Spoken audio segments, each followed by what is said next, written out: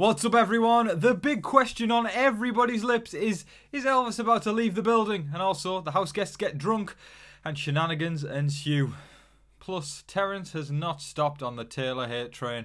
We've got so much to talk about, so welcome to your live feed update. Alright folks, now right before we get started, if you have not already and you want quick, concise and fun Big Brother videos on your YouTube feed, come on, why wouldn't you? Please hit that subscribe button and also hit the like button and the bell icon to get notified every single time a brand new upload goes live on the channel. Okay gang, let's talk about the game right away because there really wasn't a whole lot of game talk throughout the day. And surprisingly, when the booze delivery happened, that's when things started to heat up. We'll get onto some of the things Terrance has been saying a bit later as well. Yeah, we'll talk initially about who the target is this week, because it appears to still be Daniel, much to a lot of the viewers' excitement. This is the downfall of Elvis, budget Elvis, should we say. And he's totally going to spiral because as I'm recording this right now, I'm recording late today, but as I'm recording this, the veto ceremony is happening. So by the time the feeds come back, Daniel is most likely going to be on the block and heading out the door on Thursday night, unless something drastic happens where Kyle is indeed sent home. Now, I would actually like to know, that's going to be today's question of the day, and I'm pretty sure I know what the answer is going to be, but just out of curiosity, because I'm sure there's people going to be going both ways, who would you like to see? Yeah, who would you like to see evicted this week? If it's Kyle and Daniel on the block, give me a reason why, or just let me know. Daniel or Kyle, who would you like to see leave those doors this week to go and see Julie Chen, Moonves? Turner came out with one of the best one-liners of the season so far, and I'm adoring this man more and more every single day. He is absolutely wonderful entertainment, and he's just one of the people, if that makes sense. He is one of us, and very down to earth, very humorous, and I just like him a lot. But he said a fly could land on Jasmine's foot and she could act like it would be Mount Kilimanjaro. And he's not wrong. Let's be honest, he's not wrong, because Jasmine dramatizes everything. She blows everything out of proportion. She is dramatic. She is an attention seeker.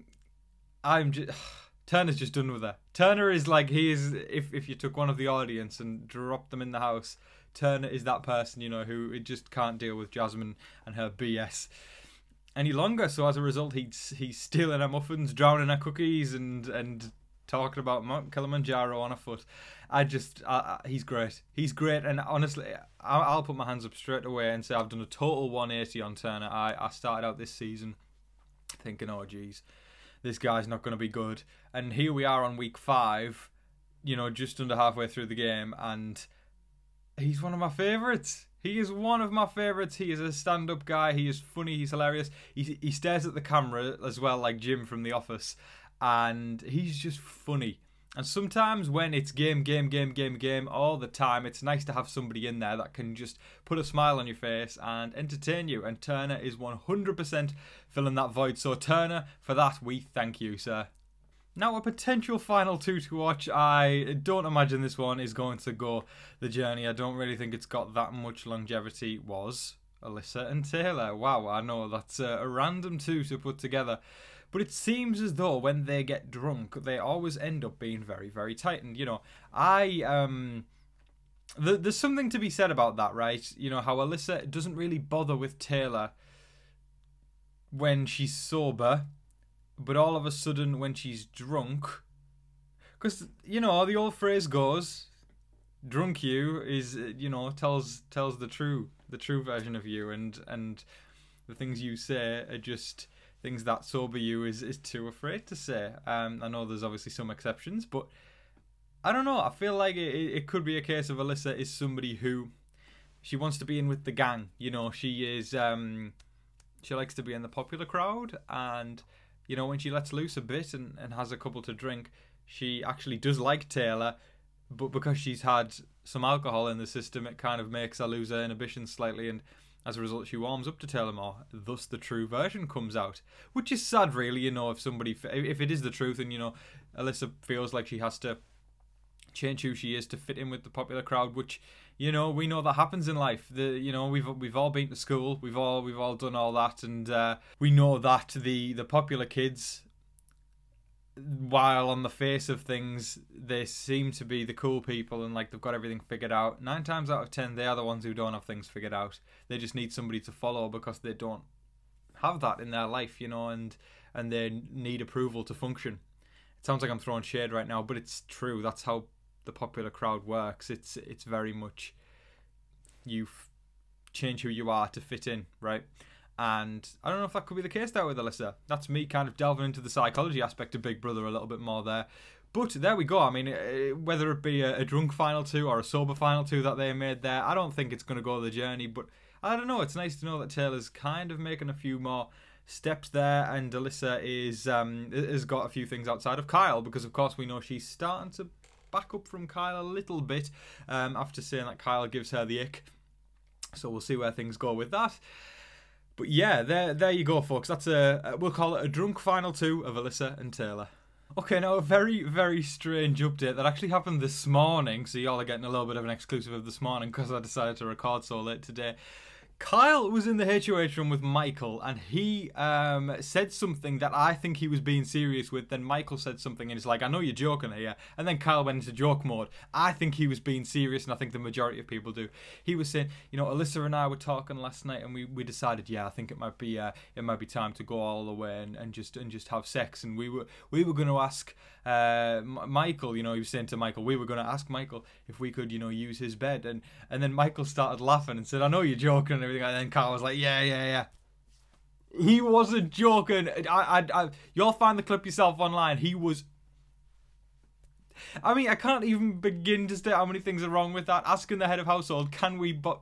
Basically, it's in essence saying, can we borrow your bed to out of each other? That is just... No, it's, oh my God, it's mortifying. That is just, don't get me wrong, Tom loves love, but asking the head of household, hey, can we borrow your bed so we can go to Pound Town? And then when he jumped into joke mode after, he was like, yeah, I'm joking. He wasn't joking. There is no way he was joking. That was... I feel like you've got to lose a lot of dignity to go out of your way to do that. And also, I'm at the point now where I think Kyle is emotionally invested in Alyssa, whereas Alyssa is only... Take my words back. She is not emotionally invested in Kyle. I get the impression she likes to chase. We've obviously seen her discuss that they've got that she's got the ick with Kyle now. I'll tell you what gives me the ick. Asking the head of household, can we in your bed? Another disappointing update from Terrance, and you know, I saw a couple of people in the comment section yesterday, people who have got no moral values in life, going, Tom, you know, Terrance hasn't been saying anything that bad, you know, him calling her a hoe or comparing her to a hoe isn't that bad. And I'm like, if you all think that isn't bad and you think that I'm the one with the problem, then reassess, because all I can do is laugh at you, right? You know, and listen, if you come through again today, hey, probably just going to delete your comment anyway. So I am somebody, I'm a young man who if I see a problem, I'm going to call it out, right? Because I feel like it's a duty as human beings to hold people accountable for bad behaviour, right? Or bad conduct. And when I see somebody calling a young girl who's shown nothing but respect and grace and dignity, somebody comparing her to a whore, of course I'm going to have a problem with it, and I stand by that.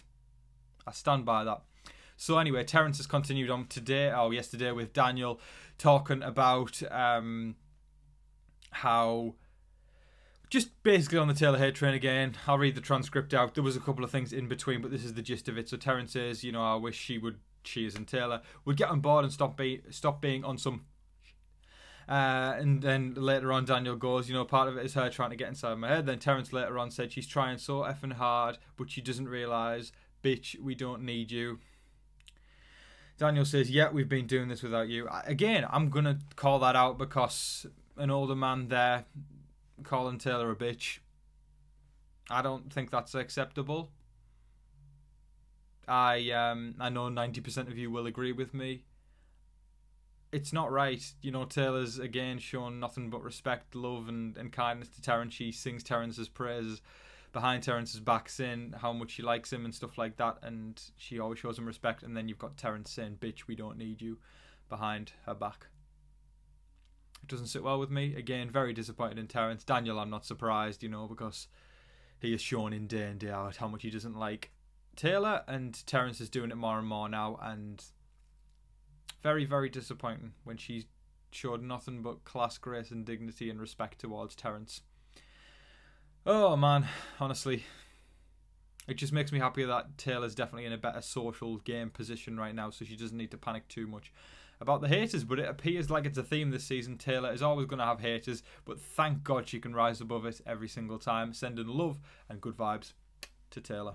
That is all of your live feed updates for today, folks. I thoroughly hope you all enjoyed watching. Please let me know all of your thoughts in the comment section below, because boy oh boy, there's a lot to talk about regarding the drunk antics and Daniel potentially going this week. Yes, amazing news.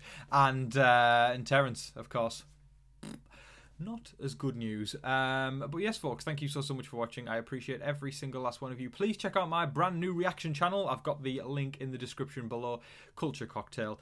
And also, please become a member of the channel at TV Talks with Tom. I would appreciate any support that y'all can give me. There's 3 different tiers. You can become a head of household at TV Talks with Tom. You can join the TV Talks with Tom Jury Roundtable, or you can join the top tier, Blindside Butter Beans. Thank you everybody for watching. I appreciate every single last one of you. Make sure that you're staying safe, staying positive, staying healthy out there, and remember to be kind to one another. But in the meantime, please don't forget to like, share, comment, subscribe, do all of that wonderful stuff.